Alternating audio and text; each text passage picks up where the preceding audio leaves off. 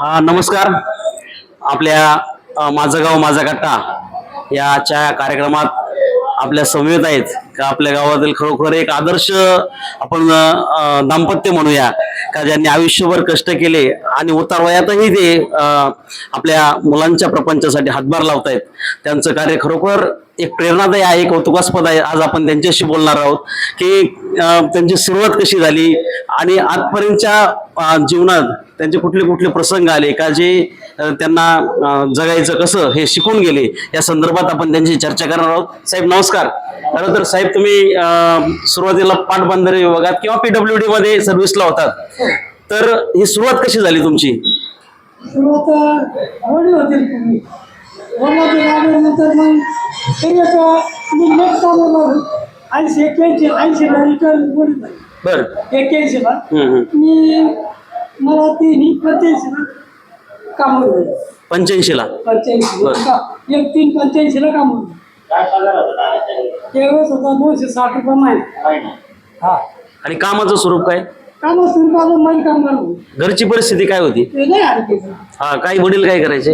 वडील काही नाही. वडील रिटायर झालं ते वडील आधी बर त्याला असा आजार होता ना, त्याला कधी महिन्याला त्या काळात 2000 रुपये औषधच लागले. बापरे. त्याला पेन्शन होती 400-450. ते वाढलं त्यावेळेस झाली बरं का. बर ते आज 300 पर्यंत 300. प्रशासनात काम करताना काय अनुभव आला तुम्हाला तिथं?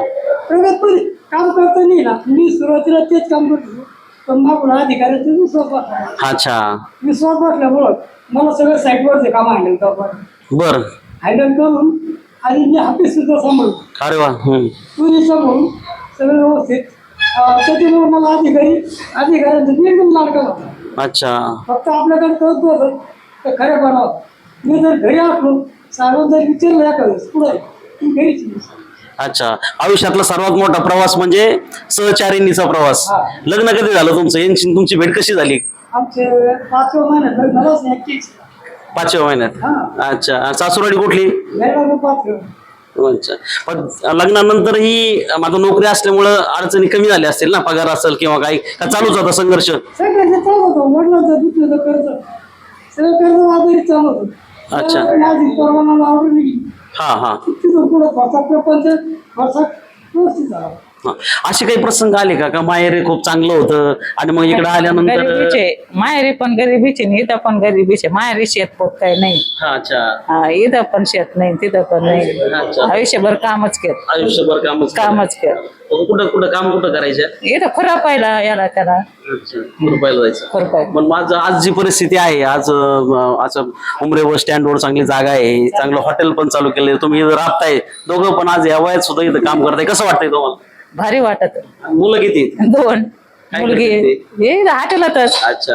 नातू पण मदत करतो? नातू पण मदत. एखादा प्रसंग आहे का असा का हट्ट करावा लागला त्यांच्यासाठी, म्हणजे एखादा तोडा घ्यायचा बुवा किंवा काय असं काय आहे का? करून घ्यायचा. आता सोळा घ्यायचा हट्ट करायला नाहीच ना आपल्याकडे. हट्ट नाही केला का तुम्ही कधी? केला होता पण घेतलाच नाही. साहेब खरं आहे काय? बरोबर. अच्छा. परिस्थिती तशी होती. हा पण लय लहानपणापासून काम करते बरं का मी. लय झालं तर 13-14 वर्षात लग्न झालेलं आहे. अच्छा. काही येत नव्हतं मला. त्यावेळेला परिस्थितीच तशी हा. आणि आता कारण इथं मावणीला दिलेलं आहे मला. अच्छा. मावणीला दिलेलं आहे त्याच्यामुळं हा. हे आले यांचं काका मिरकराचा ते आले ते म्हणणे जमूनच घ्यायचं. अच्छा. हा पण मग एकंदरीत घरच्यांचा निर्णय चांगला आहे. हा बरोबर ना? हा घरच्यांचा निर्णय. साहेब एखादा प्रसंग आहे का असा का आयुष्यातला का जो खरोखर खडतर होता? लय खातात. काय प्रसंग होता असं?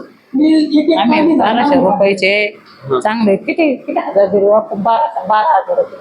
1200 रुपयाचे हजाराचं 10-12 अक्षरशः खरंच रडले बाई मी त्या टायमाला जात्रा. कशासाठी घेतली होती ती? ते असेच काय होतं बर बस.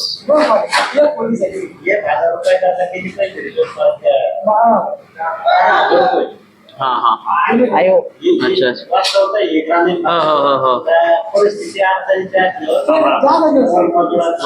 माझ्या तरुणांना काय संदेश देता तुम्ही नेमकं? हा. त्यांनी काय केलं पाहिजे आयुष्यात जर पुढे जायचं असेल? आता संघर्ष असतो प्रत्येकाच्याच वाटेला, परंतु त्याच्यावर मात करून पुढे जायचं म्हणजे चांगले दिवस दिसतील आज तुमच्यासारखे आहेत तसे, तर त्यांनी काय केलं पाहिजे नेमकं? मग ती म्हणजे निष्ठा जपली पाहिजे, प्रामाणिक राहिलं पाहिजे, असं काय का? प्रामाणिक राहिलं पाहिजे. हा प्रामाणिक राहिलं तर चांगलं होत असतं. हा हे मला माझ्या आई वडिलांची नाही म्हणून मी आज घ्या राहिलो. आई वडिलांची पुण्य आहे म्हणून. अच्छा. आणि प्रत्येकाने आई वडिलांना सांभाळलं पाहिजे, हा जीव लावला पाहिजे, कारण तेच आपली खरी मोठी देणगी आहे. औषध तुम्ही काय सांगता का जे आता सुना आहेत हा. का आपण वेगवेगळे प्रकार ऐकतोय बघा, सासू सासऱ्याला जीव लाविते, असं त्यांना काही सांगू इच्छिता का तुम्ही? हा सांगू शकत ना. काय तुम्ही सांगता? जीव लावा सासू सासऱ्याला, सगळ्याला जीव मिळून राहा. कारण तुम्हाला आज जे दिवस पाहायला मिळाले ते सगळे कष्टामुळे मिळाले पाहायला, कष्टामुळे. त्याच्या पाठीमागे कोणी असतं ते झिजलेलं असतं म्हणून हे दिवस चांगले भेटतात. चांगले भेटत आई वडिलांना जसं आपण जीव लावतो तसं सासू सासऱ्यांना जीव लावला पाहिजे, असं तो आव्हान आहे. हा. चला धन्यवाद, आपण वेळ दिला त्याबद्दल, थँक्यू. आवाज जनतेचा, लढा सर्वसामान्य जनतेच्या न्याय हक्कांसाठी.